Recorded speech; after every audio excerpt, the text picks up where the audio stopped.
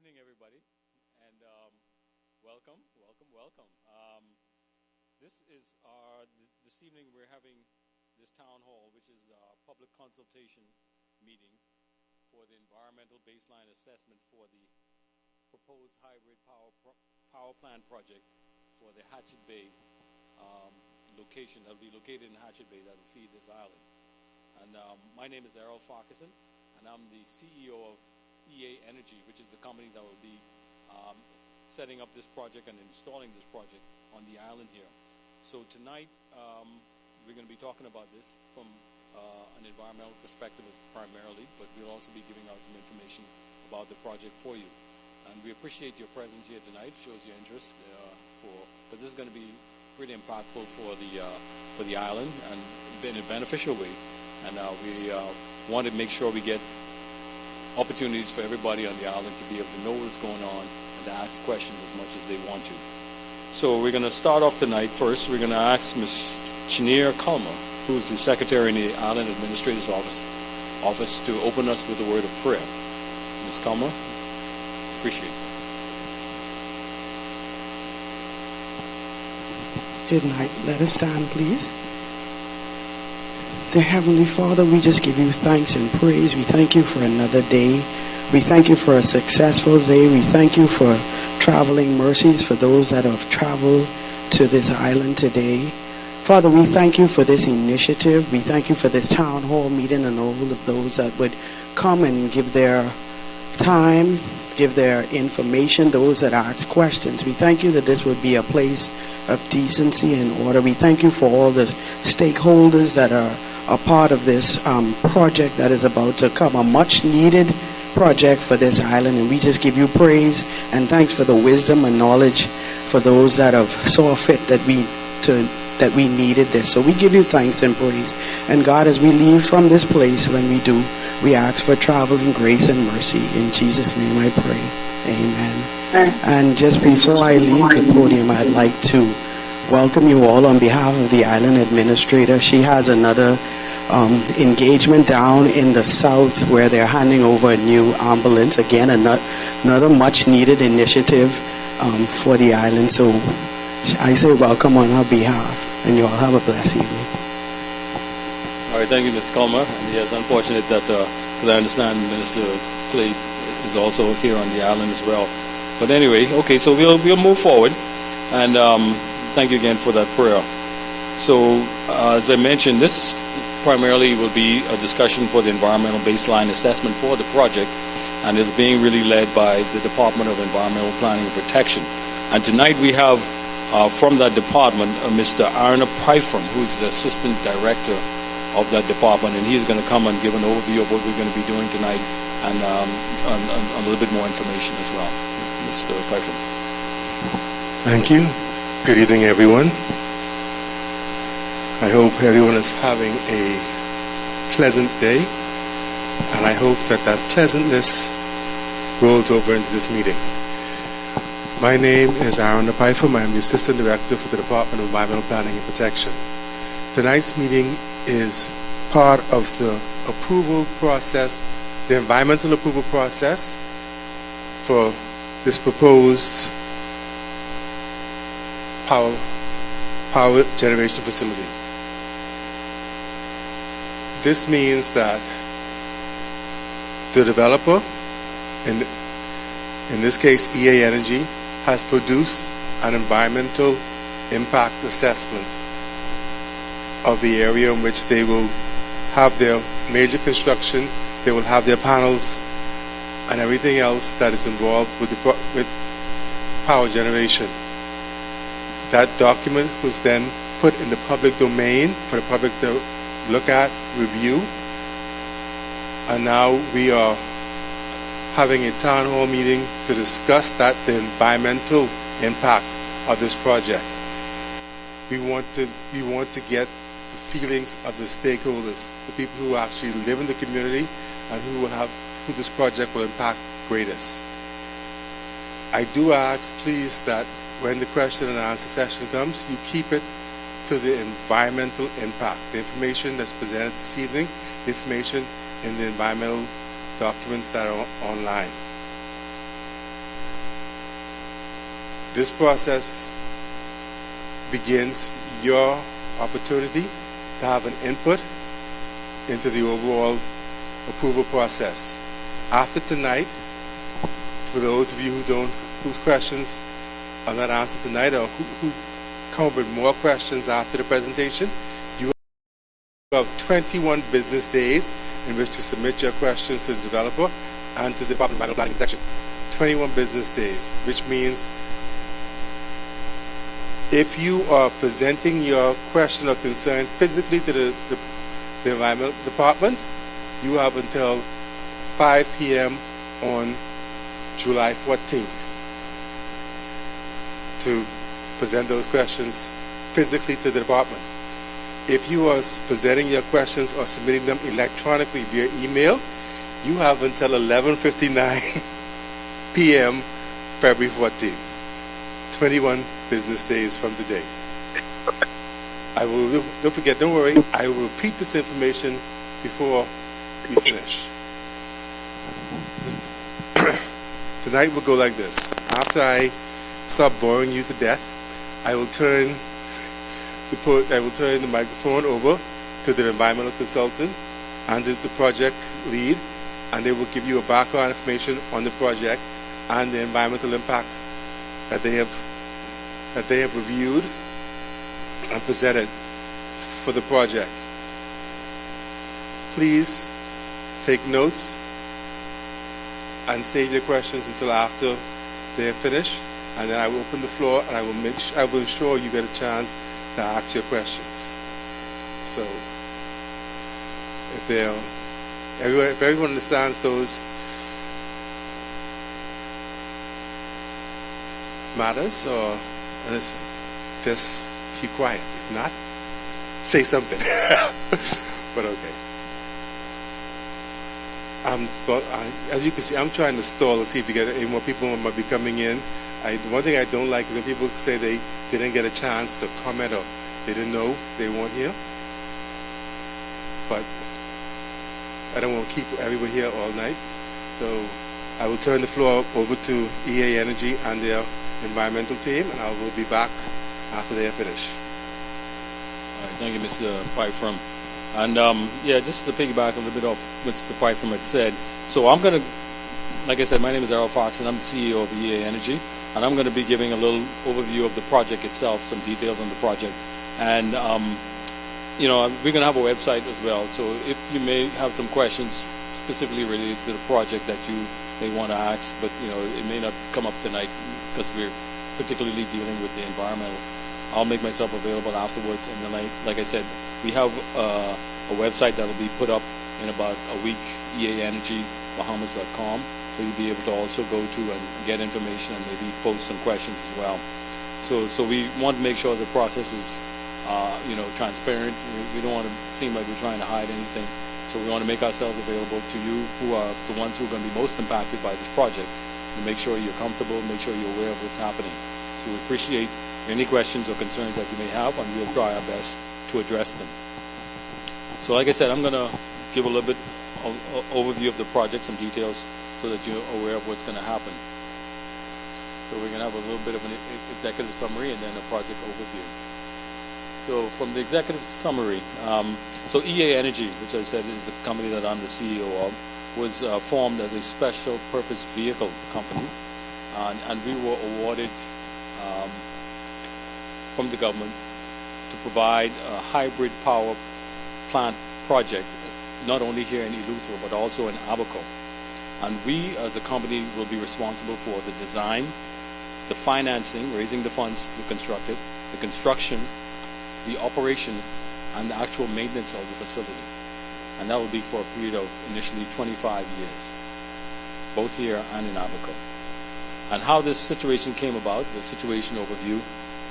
In November of 2022, the government of the Commonwealth of Bahamas released an updated version of its what it's called nationally determined contribution, maintaining a 30% reduction target in greenhouse gas emissions and a commitment to achieving at least 30% renewable energy in its energy mix by the year 2030. So as part of the strategy, the government, in collaboration with BPL, issued a request for proposal, or an RFP, in December 5th of 2023. And the RFP aimed to establish long-term solutions for Eleuthera and Abaco and other islands as well. It was not only Eleuthera and Abaco, there was other islands, but specifically for us, we won the contract for Eleuthera and Abaco to replace aging and inefficient power plants. And the final award letter was issued on September 11th in 2024, confirming us the selection to implement the renewable energy and energy storage system on Eleuthera and Abaco. So EA Energy, we signed what's called a power purchase agreement with Bahamas Power and Light. This is a long-term contract, basically, with how we're going to manage our relationship with them. So when we generate the power, we're going to sell the power to BPL, and they'll pass that power on to you as a consumer. And that is governed by this PPA agreement. And this was signed in April, actually, of this year, for the development and operation of the hybrid energy generation facility in both Abaco and Eleuthera. So Consus Energy, so EA Energy actually came out of a collaboration of two other companies, Consus Energy as well as Verdant Company Limited. So Consus Energy is a subsidiary of Global Investment Holdings, and Verdant Company Limited is a Bahamian entity specializing in energy infrastructure and clean energy initiatives. And Consus Energy is based primarily out of Turkey, and tonight I have with me Mr. Emre Ozer, who's going to be our project director, and he's out of Turkey, and he's going to be moving here. He's moved here to the Bahamas already, and he's going to be overseeing the technical aspects and the major installation and operation of the plant. So both Consus Energy and Verdant Company were 50-50 shareholders in EA Energy, and both of them brought their expertise in renewable energy and sustainable power solutions. So the Bahamas Energy Resilience through this local industry knowledge and clean energy initiatives. Now, some basic details on the project, both Abaco and Eleuthera, in terms of capacity. So we're going to be, when I said there's a hybrid solution, it means that it's a combination of different power energy generation sources. So we're going to have natural gas or LNG gas engines. We're also going to have solar panels that's going to be generating electricity. And then we have battery storage facilities that we'll also be storing electrical power on that we'll be able to use as it needs be. So that's why we call it a hybrid system, because it's those three different, combination of those three power sources combined together. So for the gas engine capacity, on Abaco, we're going to have 30 megawatts, and Eleuthera, we're going to have 20 megawatts of power. For the solar capacity, Eleuthera is going to have 10 megawatts, and Abaco is 15 megawatts. And for the battery storage, Eleuthera, we're going to have 10 megawatt hours, and Abaco is 50 megawatt hours. So the total generation for Eleuthera is 79 million kilowatt hours and 118 million kilowatt hours for Abaco. The basic project timeline, we have some details there. The PPA, which I said was the contract, we signed that a few weeks back in April. The design works and the building permit, which we actually started that process from when we were awarded back last year from in November. We expect that to be ending up between Q2 and Q3 of this year. And then we're looking at starting the construction works in Q3 of this same year, in July. Basically, by the time June, July, we're looking at getting the construction starting. And commercial operation is scheduled to begin in the third quarter of 2026. And we're going to run this power generation facilities for 25 years, like I mentioned, and that is scheduled to end in the second quarter of 2051. So 25 years. And that's because the government is not investing any funds into these projects, so we're raising the funds, and in order for us to make the money back, we generate the power, we maintain the plant, and we sell the power back to the government. And over that period of 25 years, that's how we're going to make the money back from it. So the government doesn't have to come up with any funds of its own. But they are providing us with the land, the leased land for the projects. The key parties for the project, we have, like I said, over on the right-hand side, Verdant and Consus were the initial two companies that collaborated together to put the RFP in, and they were 100% owners of EA Energy initially. We have BPL, who is basically the client of ours, who we signed the PPA with, and they're a part of come under the government of the Bahamas.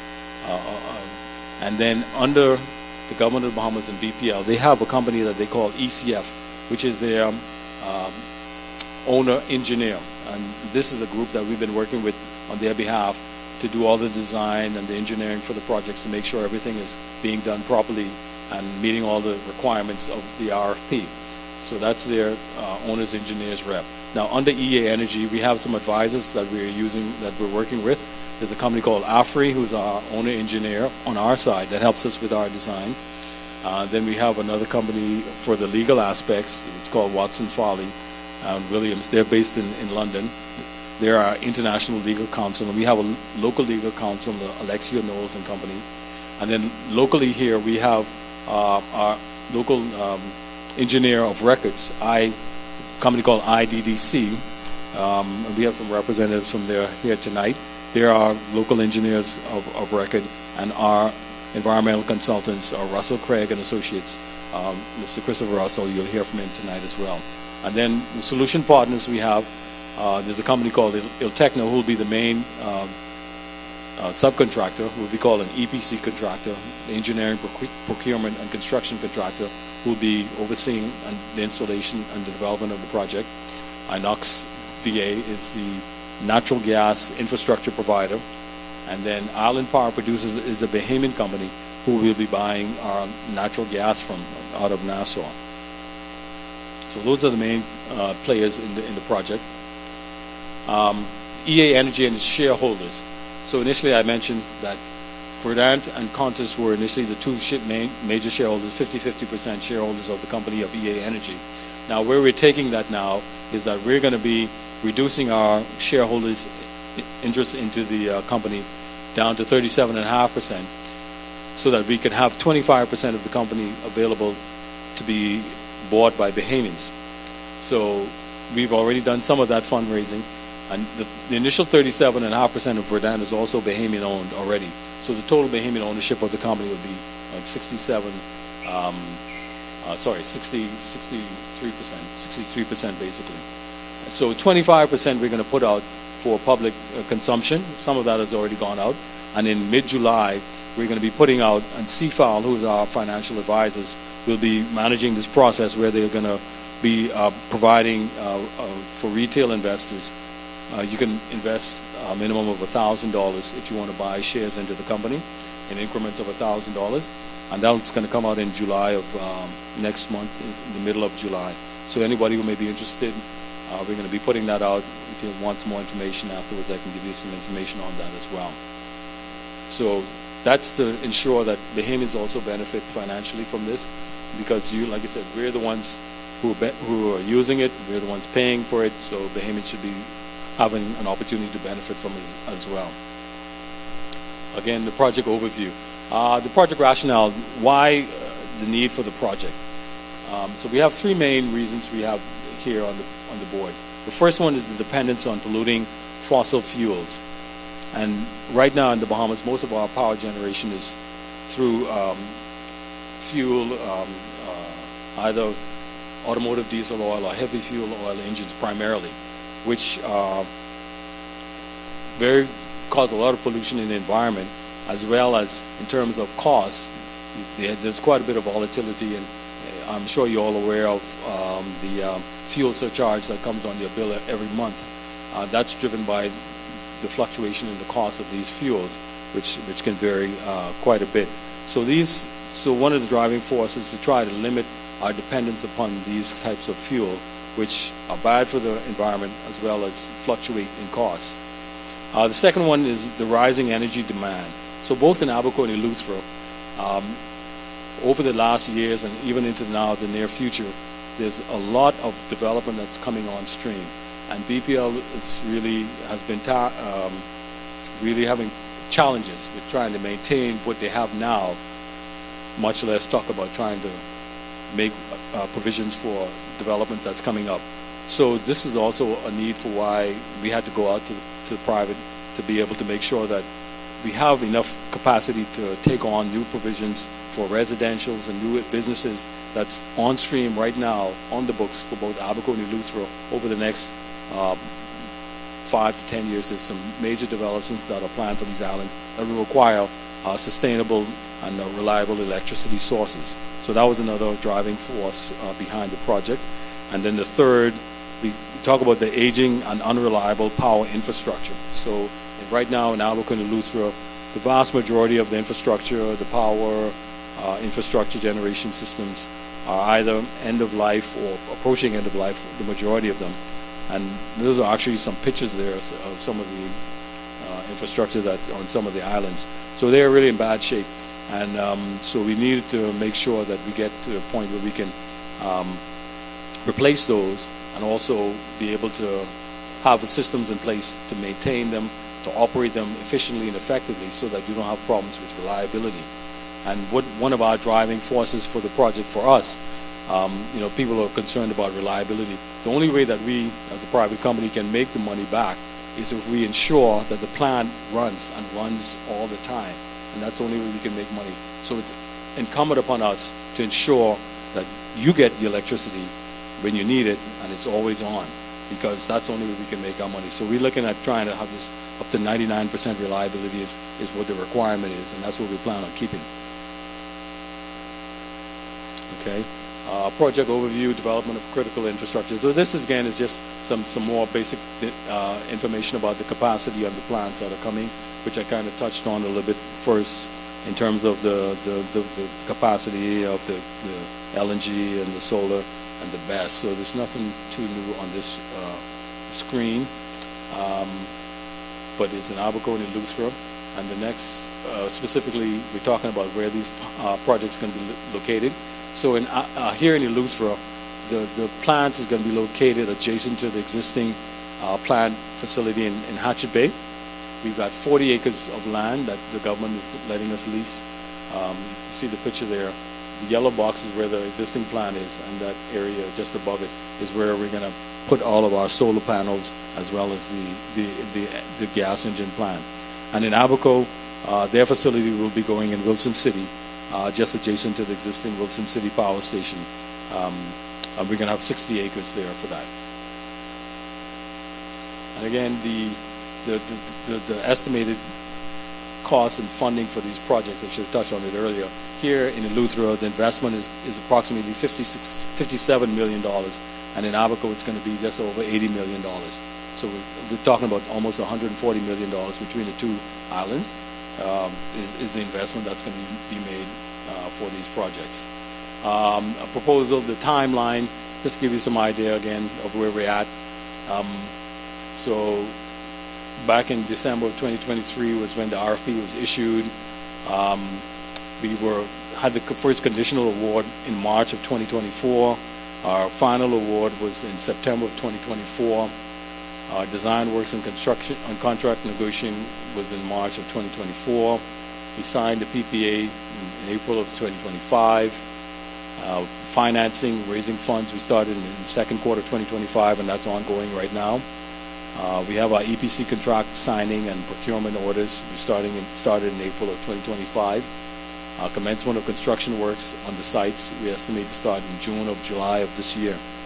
And the end of construction is in July to August of 2026. And the end of the term of the project is in 2051, 25 years.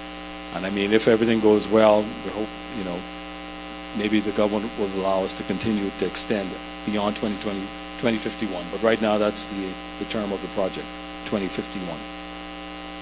And that's a basic overview of the project. So like I said, if you have any questions specifically for this, if you can't bring it up during this time, I'll be available afterwards if you want to ask some questions. So right now I'll invite Mr. Christopher Russell, who's the environmental consultant, and he'll talk about the environmental baseline assessment information on the projects.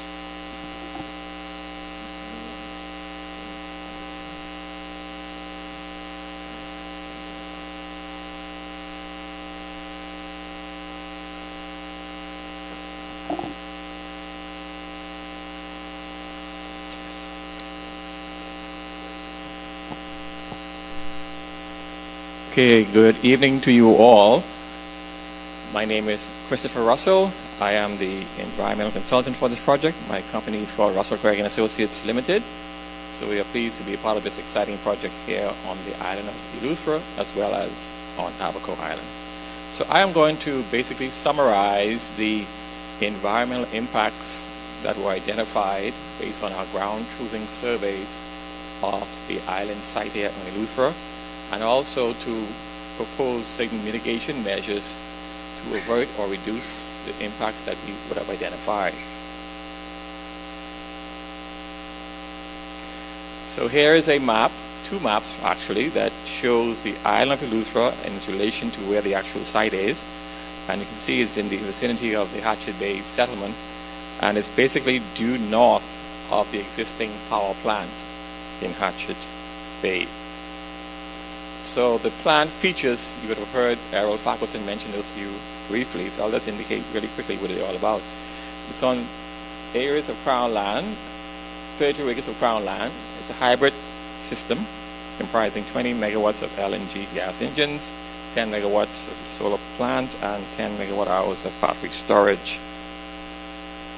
In terms of the survey we did, a summary of information and our findings, what we found was that the vegetation type comprised what we call an interior upland dry broad evergreen formation, and we identified some 68 plant species on site.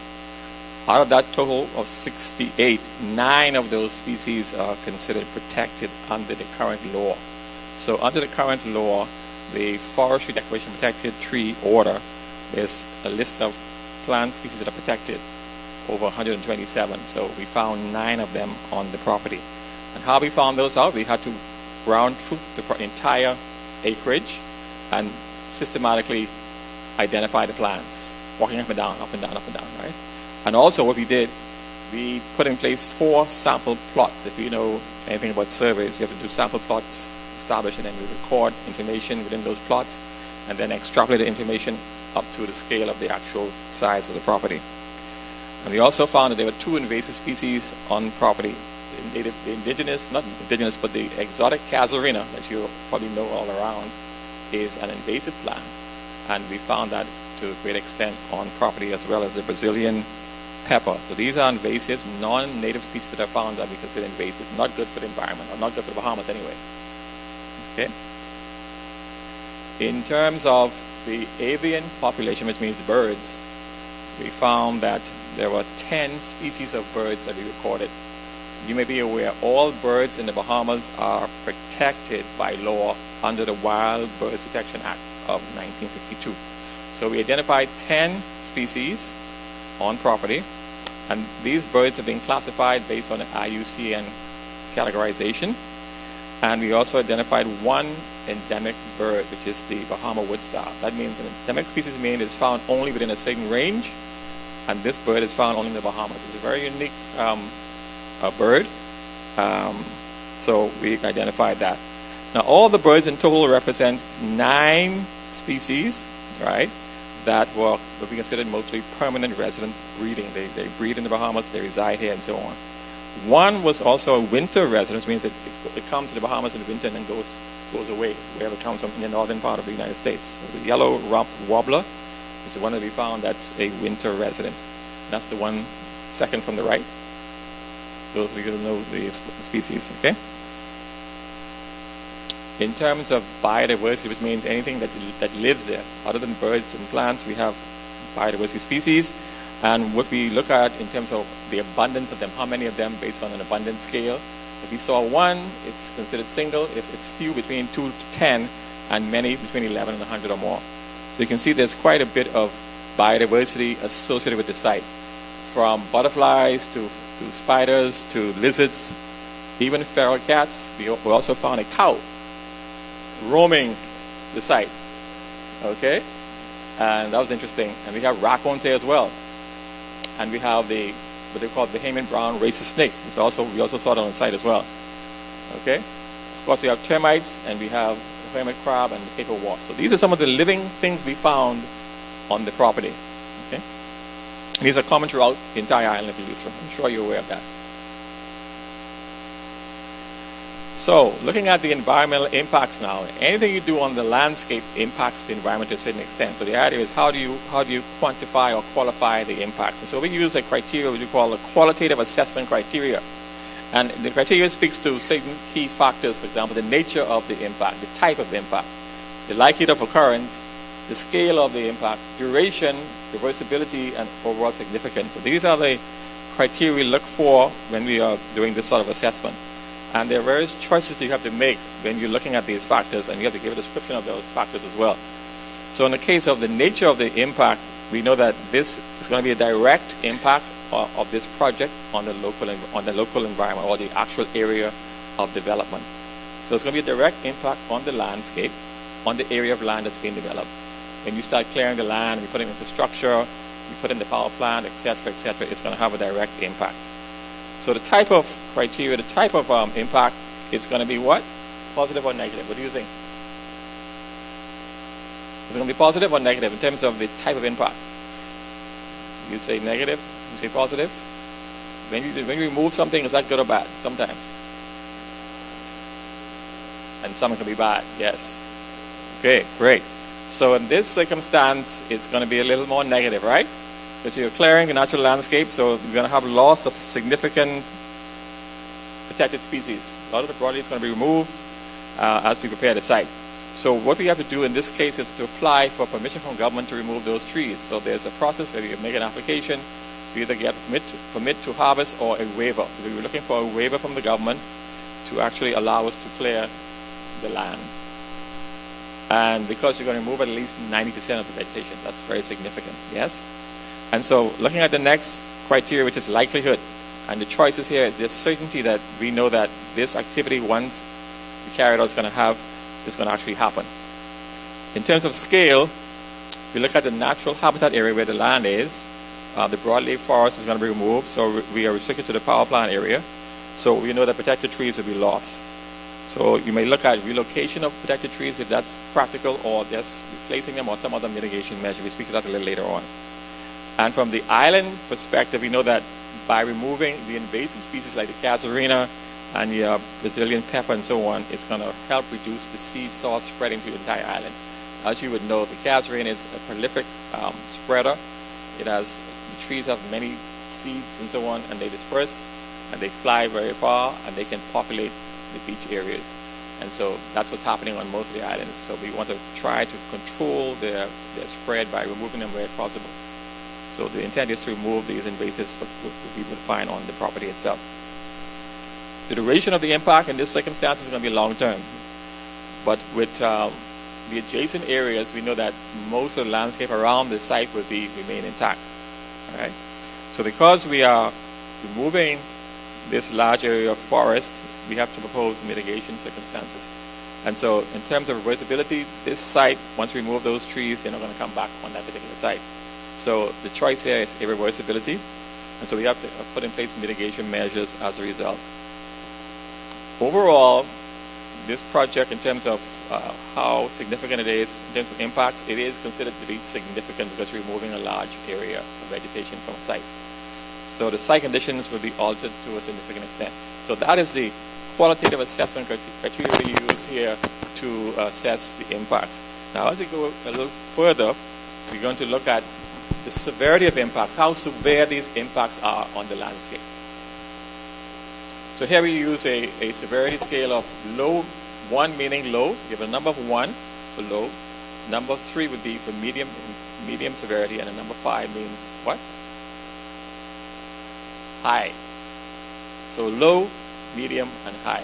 So let's look at the first one. The first factor is terrestrial. Remember now, we talked about the impacts before, right? Qualitatively, now we're looking at it in terms of severity. So, from the point of view of terrestrial, we know that we're removing 90% of the landscape. So that suggests that the severity of the impact would be very high. So you have a number 5. That's what it means. So number 5 means that the severity of the impact is very high, so we give it a number rating of 5. Removing 90% of the vegetation, and the 9 protected species will be removed as well. Make sense? Okay. The second factor is biodiversity, right? wildlife. We mentioned before that there were certain species of wildlife we found on the property. So again, because we are removing the vegetation, it's going to impact biodiversity. All right? So the land animals are going to move and go somewhere else. Birds are going to be dispersed and so on. So there's displacement going on. So again, the impact severity would be high. That's why you have a number 5. In terms of avifauna, birds, we know that birds tend to don't stay one place. They move and fly and they go away. So the impact is not as severe as, say, in the context of biodiversity. So the birds will fly away, and the noise of construction will cause them to fly away. So the severity is not as bad as it's in the middle. We give it a medium rating of 3. Okay? With the noise, they'll fly away, but they will come back eventually. Once there's no more construction, they'll come back and say, hey, wait a minute, I was here before. All right? In terms of visual and aesthetics, whenever you do construction activities, it's going to have an effect on the natural aesthetics of the area. And so visually it's going to look bad for a while. You clear the land, but as you construct your power plant, it's going to start to look a little more pleasant. So in these circumstances, we gave it kind of a medium kind of rating of 3. But if you don't remove your debris when you do construction, you keep your debris on site, it can look ugly. So if you continuously remove your debris and your vegetation as you construct, then the site will start to look much more pleasant, and so we give it a rating of 3. In terms of coastal marine, there's no impact on the marine environment because the site is not near the sea, it's not so close to the sea, so the severity of this impact we consider to be low. Hydrology, which means groundwater resources. So wherever you have fuel and chemical spills, for example, or improper use of hazardous waste on any project site, there is the potential for pollution. And if you don't have proper scale management procedures in place to remediate it, it could be a problem. So we recognize that the actual structures being constructed here are not expected to have an adverse impact on the water resources of the site. So we gave it a rating, impact rating of 1, which means low. In terms of erosion sedimentation, again, there's a risk when you are developing a new landscape, you remove vegetation and exposing the soil, that there could be some potential for soil erosion and sedimentation. But the beauty of this project is that the intent is to retain a buffer zone of vegetation on the periphery of the property, which will hopefully tends to reduce any soil erosion and sedimentation from moving or soil moving around. So on this basis, we gave it a rating of 1, severity rating of 1. Air quality, the next factor. We know when you're constructing anything that you start to dust, particles tend to get in the atmosphere and can pollute the area when you're using heavy equipment and so on.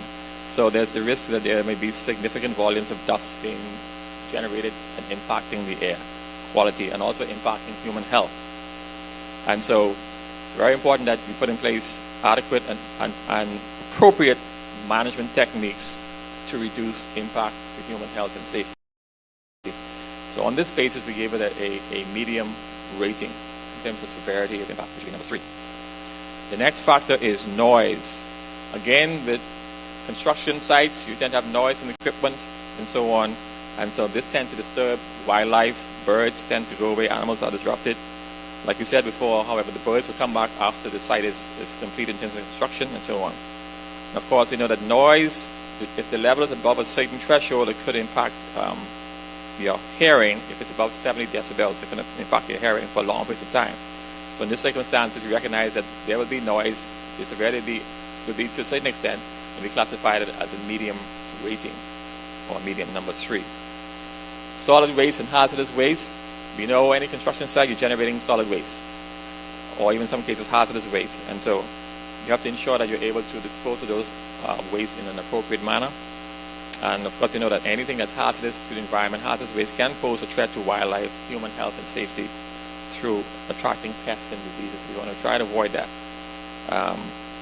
Hazardous waste that is not properly managed can also result in penetration into the ground and soil, and that can cause pollution. So we recognize in these circumstances that based on this project, what we're proposing to do, that the impact severity is low, and we give it a number 1. Occupational health and safety. We know historically that workers have a challenge wearing PPEs all the time in the Bahamas environment. And so there's the risk that workers may come to work and not have on their PPEs and so on. They get injured because of not conforming to the rules and requirements. So the risk is high for improper use of equipment, all right, and non-compliance with standard procedures and protocols. And of course, this can result in physical harm to themselves and potentially loss of human life.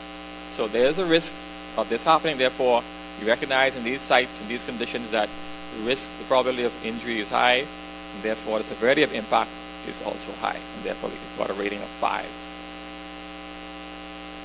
In terms of fire and hurricane, we all know that there tends to be forest fires on these islands on a regular basis, particularly during the summer periods when it's very dry, and people like to burn for some reason, either for farming purposes or whatever. And then you have, the risk is always high that you're going to have a forest fire or a wildfire on these islands. We know now this is the dry season in Abaco, Andros, and Bahama. You have these wild forest fires, and the risk is high. So additional to that, we know the Bahamas is in the hurricane belt, and we are at risk of a hurricane impacting these islands in any given year. So based on these factors alone, we have to give it a rating of 5, which means high, that the criteria, the impact will be high. So that's a high rating. In terms of land use, we know the land was undeveloped now, but it's going to be developed, so that changes the land use from undeveloped land to developing land, and so the rating will be high. Okay, because the construction will require almost a maximizing of the entire site and removing of all the existing natural vegetation up to 90%. From the point of view of economics, I understand now that the actual amount of money being invested is $57 million. $57 million as opposed to 45, so that's a correction there, for the construction of this particular facility. And we'll be employing between 45 to 60 construction workers and permanent jobs. And this has a beneficial effect on the economy of the island for Eleuthera. From the point of view of culture, we give it a rating of 1 because we saw no cultural resources on the property itself. So the impact is 1. Again, economically, it's a beneficial impact, so there's a high rating of 5. Just to correct that.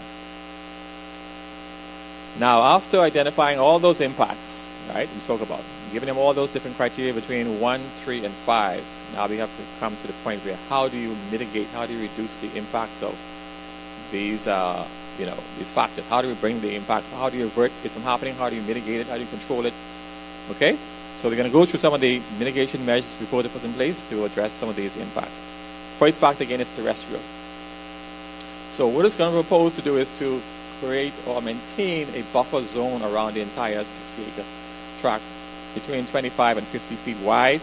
So this will be a buffer zone of the existing natural vegetation that will be retained along the boundary of the property. And this will serve 2 purposes. One, it will act as a windbreak, which helps reduce the effect of strong winds coming in. Trees tend to buffer, reduce the velocity of wind coming through your area. This is why it's important you keep trees on your landscape. And also act as a biodiversity corridor, which means that it will attract the wildlife back to the area after the project is ended. Also, the intent is to remove all the invasive casuarinas that we find on site and all the Hawaiian sea lettuce that we saw, a few of those, and also the Brazilian pepper. And the idea also is to, when we are developing the property with landscaping, in the landscape footprint areas, the intent is to plant only native and endemic species and also flowering plants that will attract wildlife to the area. And also from the point of biodiversity, the second factor, again, retaining this natural buffer zone will automatically increase the chances of birds coming back to the area. From the point of view of visual and aesthetics, we said before the need for proper management of and disposal of solid waste once generated. That's the intention. And again, to use only native species that will attract wildlife in the landscape areas. The intent is not to bring in any more invasive plants on the site. Mitigation for hydrology. We know that water resources are very important, and so there are some key mitigation measures we want to ensure that are employed. Firstly, to employ appropriate fuel and chemical management practices to ensure that the groundwater resources are not impacted. Secondly, that the water for closed cycle water systems to be derived from the artesian wells on site or from existing power plant water. water treatment capacity will not be higher than 22 cubic meters per hour. To use of a standard 150 feet drainage wells will be utilized. Storm surge effect solar structures is considered to be low to moderate in the long term. All structures to be set at a minimum elevation of in excess of 20 feet above existing high water elevation. Very importantly, lastly, will be to design calculations to confirm minimum wind load exposure and orientation for all structures, particularly the solar panels. Geotechnical. So, the findings were that the subsurface soil profile consists mainly of approximately 3 inches of relatively loose sand top soil. So they found that there's roughly 3 inches of loose soil on top, which is underlined by limestone formation. That is the geology of the site. And so the encountered subsurface soil conditions are suitable to support the structures that are being proposed for construction. All right? Of shallow foundations bearing on the existing limestone, or if you engineer the fillets, etc., that'll be sufficient to allow for construction. Designing the footings, you would use a maximum allowable bearing pressure of 5,000 pounds per square foot and a sliding coefficient of 0.35. In terms of erosion, we mentioned this before about the natural buffer, which would limit the risk of erosion and sediment movement as the land is being cleared. Excessive surface runoff, storm surge, due to extreme rain events, can be deemed to be low to moderate in the long term for the project area. And of course, for air quality, again, we speak to the use of best management practices with regards to construction methods to be employed to minimize emission of dust that can impair air quality. The intent is also to ensure that construction equipment are maintained properly to ensure that air quality is not impaired. And of course, lastly, the parameters for air quality will be determined once the plant becomes functional. Noise levels. We spoke about the impact rating we gave of 3 before. So how do you minimize this? You have to ensure that workers are always properly fitted with earplugs or earmuffs when they are on site. We know that the noise levels can cause the animals and birds to migrate elsewhere. But again, once the construction activities are completed, the animals and birds will return again to the site. How do you deal with solid and hazardous waste? So, solid waste generated will be limited to construction and vegetation waste. So we know that we can properly dispose of those and properly sort them and dispose them properly. Solid and hazardous waste will be placed in containers and properly disposed of at the landfill site in accordance with the DEH regulations. With respect to fire and hurricanes, there will be prepared a fire control and prevention plan, which will detail the steps to prevent, contain, and control fires if occurring during the site construction activities. The power station will also follow the fire requirements of the Bahamas Building Code. A hurricane preparedness and contingency plan will be developed in the event Eleuthera is impacted by a storm or a hurricane, which will include excavation protocols, emergency and health provisions, and recovery strategies. With respect to occupational health and safety, we again speak to the fact that all workers will be provided with appropriate PPE equipment. Workers will be trained in the proper handling of equipment before starting work on the property. Regular enforcement of these protocols, health and safety, will be in effect. And that is my presentation. Thank you very much.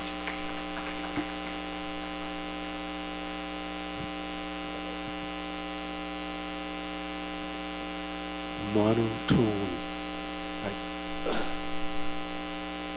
Okay, everybody. Thank you, Mr. Russell. The floor is now open for questions. Please keep your questions on the information presented and the environmental information presented. And if, well, let me finish giving the instructions and you're the first question, sir. If you have a question, if you don't have a question now, but one comes up based on the information, you have until the 14th of July to send that question to the email address presented there, or to eleuthera@depp.gov.bs.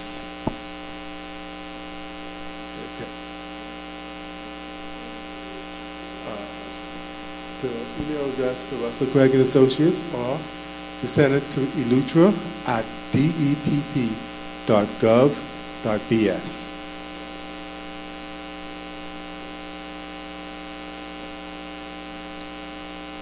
Okay. Now, please, when you ask a question, please give your name, know who you are, and then ask the question. So, you ready?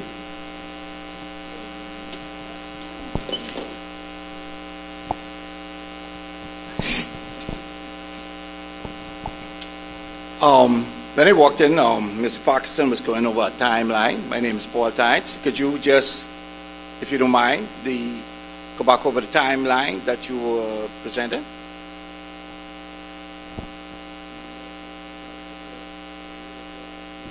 I think you had a chart up.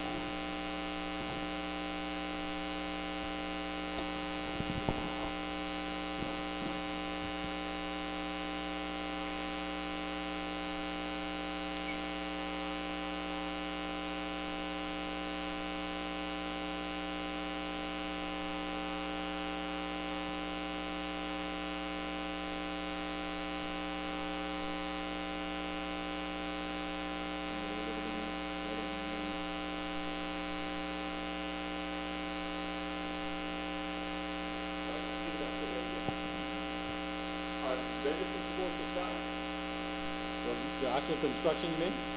Yes. Because they said between, we're going to June, July this year. June, July, yeah. That's a projected date. I mean, that's what we're estimating right now.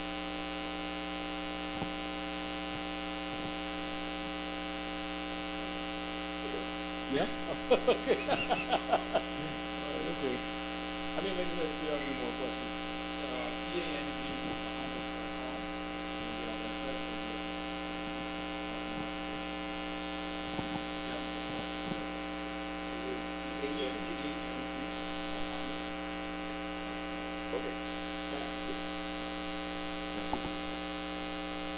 Any other questions?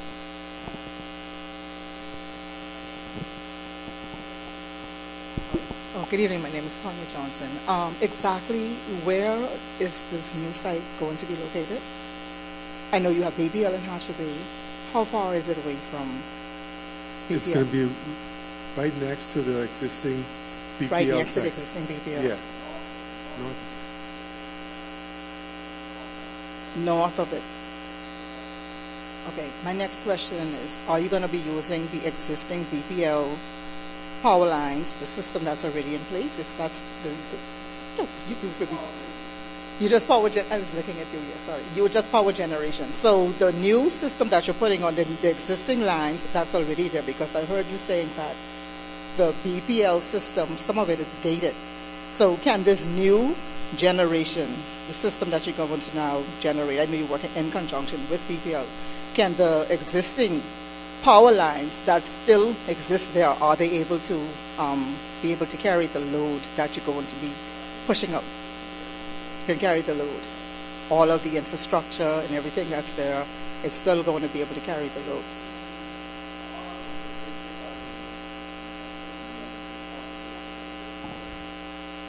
I mean, that's still going to be the responsibility of BPL, even after we come on. So, I mean, that's going to be in their hands to do. So, I mean, as far as we know, yes, they will still be able to take whatever load that we can put on it, yeah. Okay. So I spoken to the gentleman earlier, but can you please further explain LNG? Liquefied natural gas? Yes. It is a fossil fuel, but I mean, it's a clean burning fuel. We're going to be transporting it in its liquid form, which is like an inert form, because it won't be so flammable or volatile in the liquid form.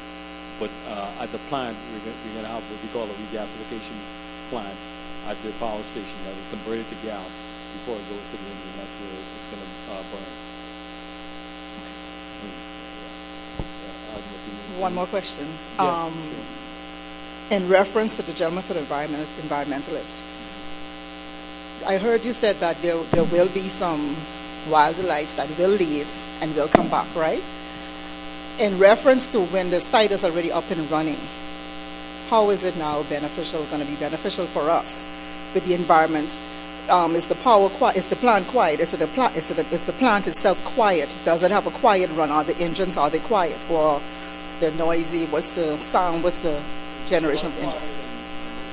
It's quieter than the BPL one. Quiet engines. Okay. So the impact will be mitigated immediately versus what is currently there now. Totally different, totally, and the positive side versus the negative side. And you'll note that once the landscape is redesigned, we will make sure that we plant species of plants that are native, that are flowering, that will attract the wildlife back to the area. And the buffer around the actual plant will also be a biodiversity corridor to attract wildlife back to the area. That would have disappeared. They're going to come back. I have another question, but I will wait to see if someone else asks a very same question. Thank you so much.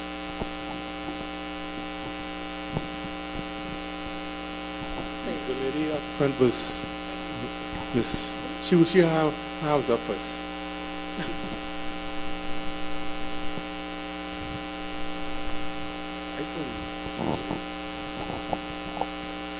Good afternoon, Shanair Culma. I'm just concerned about the plants that you will be moving. Have you been in consultation with the Levy Preserve here that they can come and probably take some of those plants and transplant them somewhere else or preserve them for when you have the time to plant them back again? I'm sorry, I love plants.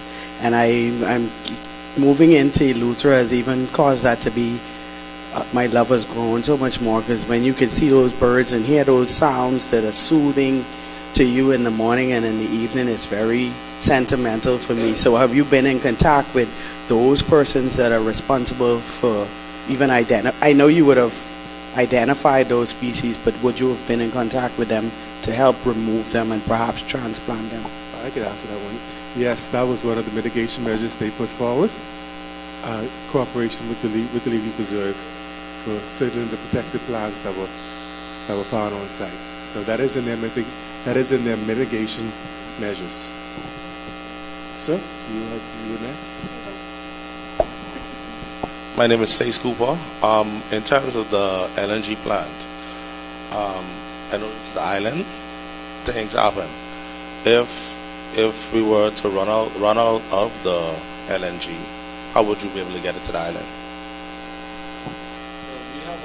We can have storage tanks. We have up to about 10 days storage on the island at all times, and then we'll be getting supply out of the province. And if really anything goes bad, we can get stuff from out of Florida as well if we have to. But 10 days will be on the island. So the solar system wouldn't be able to cover. Well, the solars can only work during the day. During the day. But so we still have to run the engines during the night. So during the day, I mean, once we got sun, they'll be working. Okay. Yeah. Thank you.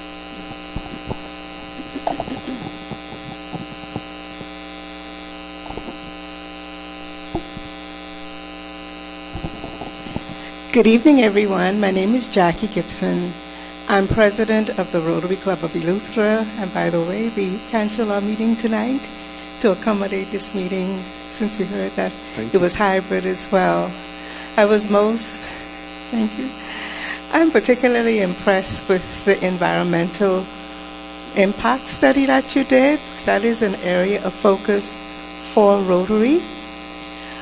You spoke, the birds, you said they will come back, and I hope they come back soon. But you mentioned the peppers from the droppings of the birds. Are they edible peppers? That's the edible ones? Because I know there was these little tiny peppers when I grew up. It was great for cow salad and great for food, and we never thought of them as being invasive. What makes that pepper invasive? Which plant are you talking about now? Be careful now. Well, I'm following the yes from Chief Consul.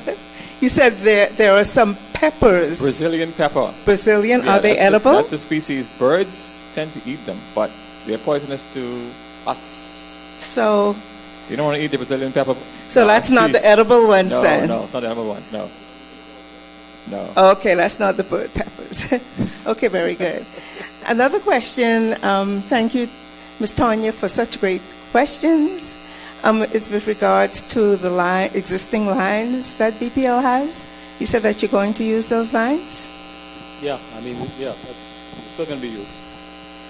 Okay, so my question is, a hurricane like Dorian or Eleuthera was hit by Andrew, and then all the power lines were down, and Floyd. Is there a backup plan for the residents of Eleuthera to have electricity should a natural disaster like a hurricane destroy all of those lines? Yeah, for the line replacement, we had expected to have someone from DPL here tonight to be able to answer that question for you, because that really is a question for them, because that's still going to be under their responsibility to maintain and keep those lines up. So, as it is today, they have, because I used to work for DEC many moons ago, but we have agreements with Carolec. I don't know if you're familiar with Carolec. If we have a bad hurricanes like we did in Dorian, where we have other Caribbean islands come and assist with providing manpower and labor and resources to help restore back. But there's, if we really get hit by a bad storm, there's really not much you could do. The best thing would be to have underground. That's a whole another. That was my next question. What about the possibility of underground where possible? That's possible. Yeah, it's very possible. So that, like I said, that would be a very good question to ask the BPL representative can speak to them next time. But underground would be probably the best for our situation. Thank you so much for your good answers. And thank you for canceling your meeting to be here tonight. We appreciate that. Good evening, everyone. My name is Juanita Pinder, and I am also a Rotarian attending. We have some folks that are on Zoom that are asking you to check the Zoom link. They have some questions. But my question is, I don't know who can answer it, if you can, but we all Bahamians want to know, after all of this happens, will our electricity be better? And will our electricity be consistent? Will our electricity bill be lower? That's the million-dollar question here tonight. Will we spend less? Well, that's a very good question. I can tell you for sure the reliability, like I mentioned, in terms of the power generation, the reliability will be better. For sure, I can guarantee that. In terms of, being able to produce the power. Because in the presentation I showed you some of the infrastructure that's in place right now.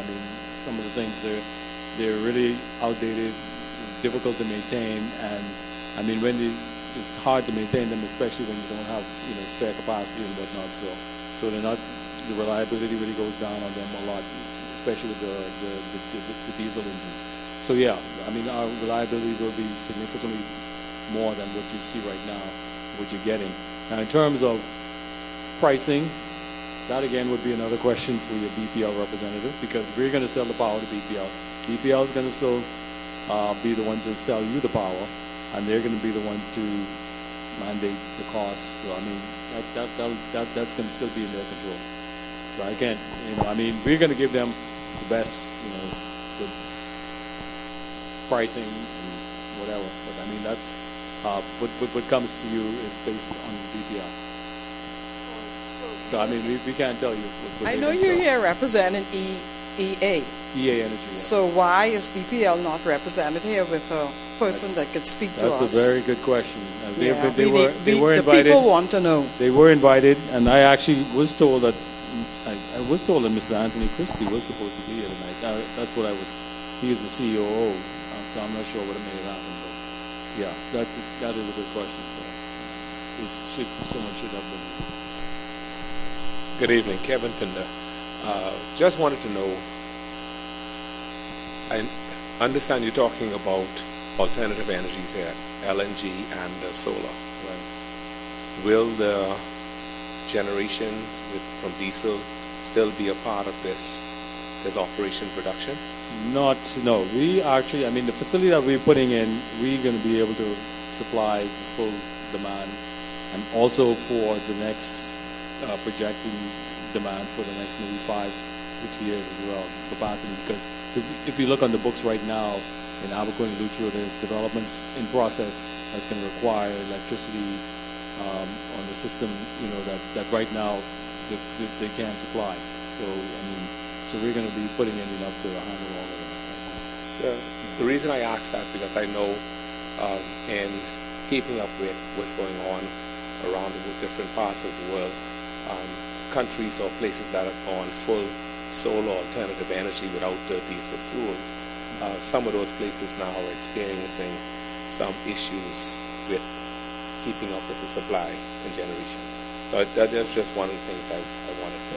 Yeah. Okay. Well, I'm not sure what their background may be, but we've done studies and we've looked at what the demand is, what is projected to be, and what we're installing is planned to be able to handle the capacity easily for the next foreseeable future. We have several questions coming in on the Zoom. Okay. Christina Thompson has asked, with regard to the rehabilitation of disturbed land by bird species, once their habitat is disturbed, what would you say is the estimated timeline for their return? That's a very good question. What happens once you are able to put in place appropriate landscaping in terms of flowering plants, right, and seed sources, food sources for the birds, they will come back. So the idea is to landscape areas with species that are native and the birds love, that are fruiting and so on and flowering, that will attract birds to get nectar and to get seeds and so on. So that's the intent. And also the buffer zone that's going to be retained is also act as a biodiversity corridor. So you have those sort of mitigation measures that are being proposed. Casuarina McKinney Lambert has asked, will an EIA be prepared and shared for this project? There's a baseline assessment already on Russell Craig Associates website that she can go and have a review of it. The ads in the papers speak to actually how you can go on site and you review the documents. So they're online already. I think this was touched on, but the question is, how will the LNG be delivered to Eleuthera? There was mentioned that there would be no marine impact, but presumably the fuel will be brought in by boat and pipeline? No, not pipeline. We're going to be using, the tanks, what we call them, convenience. Yeah. So, the ISO tanks. Just going over my head. Sorry, ISO tanks. That's what they're called. So we're going to be using 40-foot ISO tank containers that'll be coming in. They'll be filled in Nassau, shipped in on boat, and then transported overland by truck to the power station. Christina Thompson asks whether or not there will be training opportunities for residents to eventually run most of the facility. Yeah, eventually for sure, because like I mentioned, at the end of the 25-year period, we're going to be turning this facility over back to the government, free and clear. So we'll be stepping back, and so we'll have to have, they're going to have the BPL, all the staff will have to take that over. So we'll be having persons trained over the period. Okay, we have just a few more from the Zoom. Will seawater be used for regasification? How much seawater would be? No. Okay, so the answer to that, all the marine larvae in the seawater would be killed? Okay, but we're not doing any seawater. Mm-hmm. Okay, someone says that they think that 10 days is insufficient, particularly after a tropical storm in terms of storage. Say again? They said 10 days is insufficient. We're talking about the storage. They did a study? Yeah. So how do they know 10 days is insufficient? That is the... the fuel is coming right from Nassau. We're going to be getting it right from Nassau. Yeah,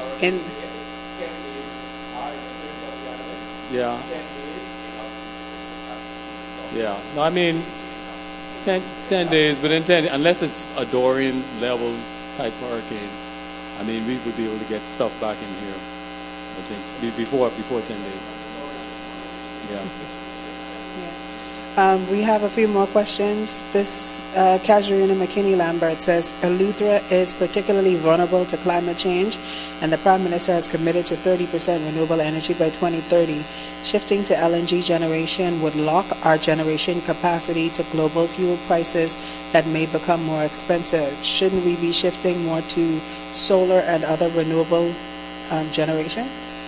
Yeah, well, that's why I said we're using what we call this the hybrid mix, which is a combination, because solar is only good during the day. So we still would have to have some form of generation during the night, and which would require some powers, fuels and whatnot. So LNG is one of the cleanest burning fuels and less impact on the environment compared to like ADO and HFO fuels. Okay, thank you. Okay, we've talked all about the environment and all of that. I hear you talk about some shares. Where can we? Where can we? Is it only for the big share companies, or is it for locals as well? Like I said, and where can we? If you in the middle of July, retail will be going out. You can invest $1,000 in minimum $1,000. You can buy shares into the company, and this will be managed through CFAO. So you can either call them if you have any information, or like I said, we'll have some contact details on that website as well. But CFAO will be managing that from the middle of July, and that will be going out to the public. Yeah. So $1,000. If you have $1,000, you can buy some shares.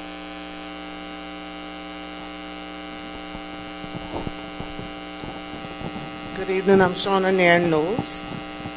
My father worked for BEC back in the day. His name is Dilly Dan. And in Floyd, some people got electricity right away. On Cubit's Key, they neglected us. So I called my father and asked him what was going on. In a couple of days, it was back up and running. With the 10-day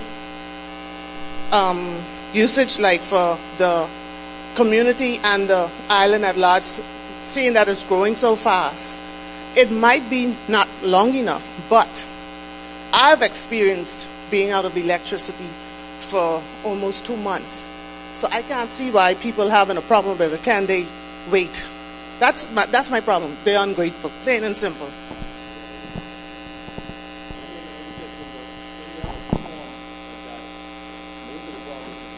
Distribution or transmission issues as opposed to generation. That would be the main problems.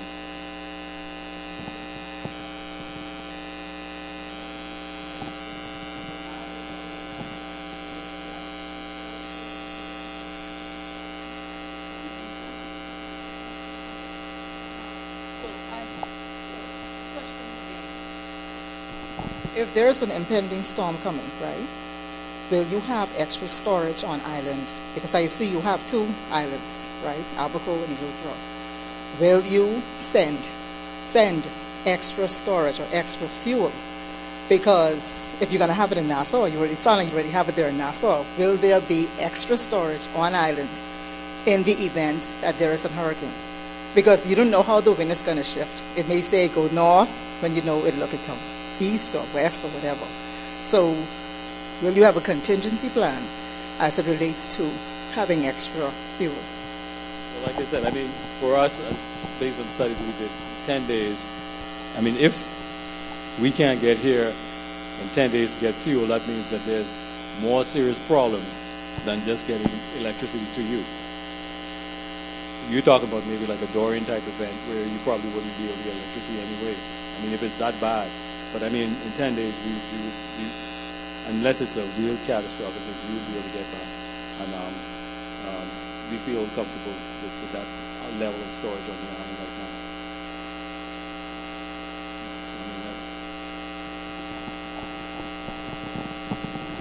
So, I mean, but the more I think about it, right, you guys just responsible for generation.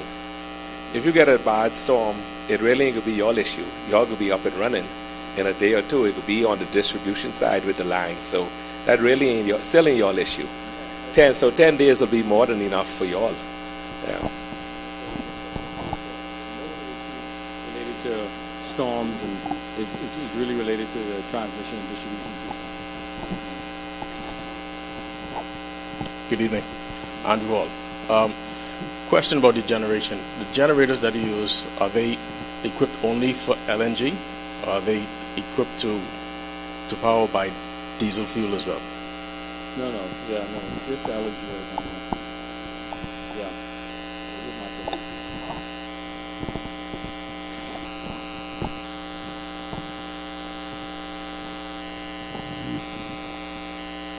Okay. Any more questions online?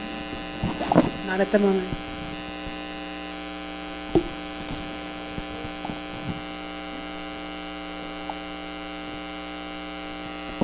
I'm speaking about the plant now, not actually the distribution lines. Will you have spare parts on island if anything happens? Will there be spares so that there's a repair right away? Because, you know, most of the problems actually come from the core, not really the distribution. So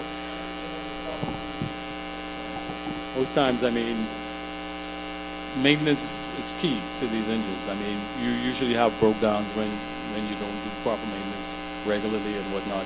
So our aim, of course, we're going to be doing all of our maintenance on schedule. We can have a spare capacity so that we don't always have to run all of our engines all the time. So we have enough capacity that we can have an engine off, be able to do maintenance as needed, to be able to facilitate, you know, repairs that comes up. So yeah, so maintenance is really key for that. thank you. That's a good question.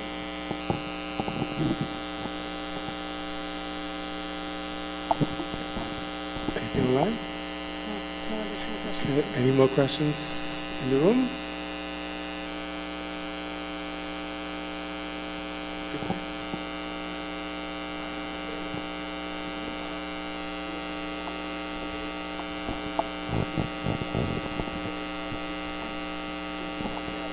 Unfortunately, they're not here, and I don't really want to poke at somebody who's not here. But are they upgrading to be able to accommodate all of what you are doing? So that, because if you're just creating the energy, and they're not upgrading what they have in place to be able to sustain what you've given them, I guess the room is quiet. BPL is not here. Well, I can't speak. Like old wine and, new wine and old skin? Yeah. No, well, I can't speak for...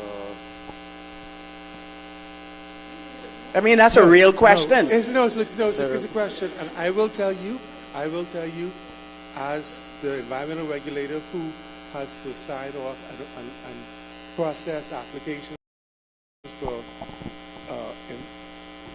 Eleuthera especially, I know that people are submitting for line upgrades. I know they're starting in certain areas, so I think that's on the plan.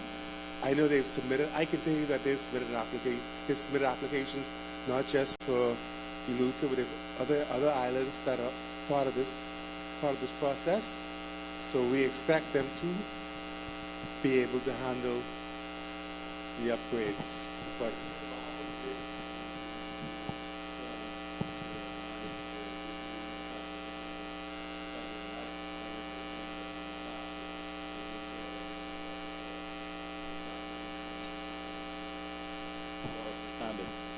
So yeah, Pike and Bahamas Grid. I mean, that was some of the guys that's coming. I don't know if you've seen them around here, but they should be.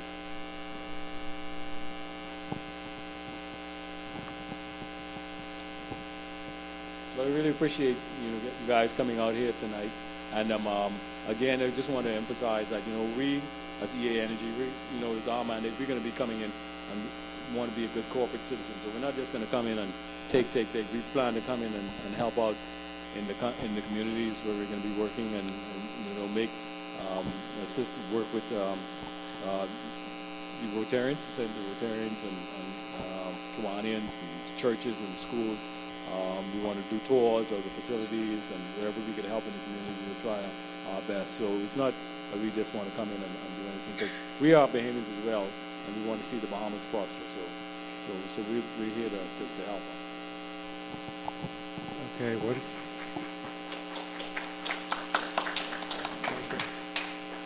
Somebody's trying to do my job. Okay, once again, there's a procedure I gotta follow. Any more questions? Any more questions online? No. Go ahead, sir.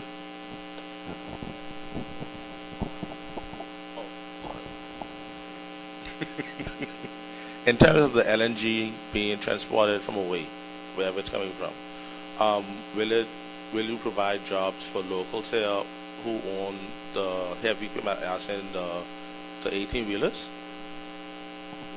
Yeah, I think because I know sometime when these companies come, they bring all this stuff from away, and no one here gets a job. Yeah, no, I think we'll be looking into that. So that's a big concern for me, because I don't think that's fair.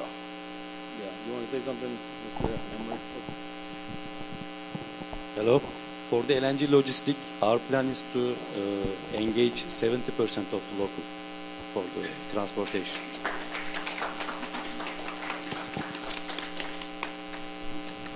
Okay, once again, any more questions? Going once. Any more questions online? Going twice. Any more questions in the room? So I guess at 7:25, I can call this meeting to a close. Thank you for your time, ladies and gentlemen. It has been a pleasure to be back in Eleuthera. I wish once I could come and y'all let me stay instead of kicking me out first thing the next morning. Have a good night.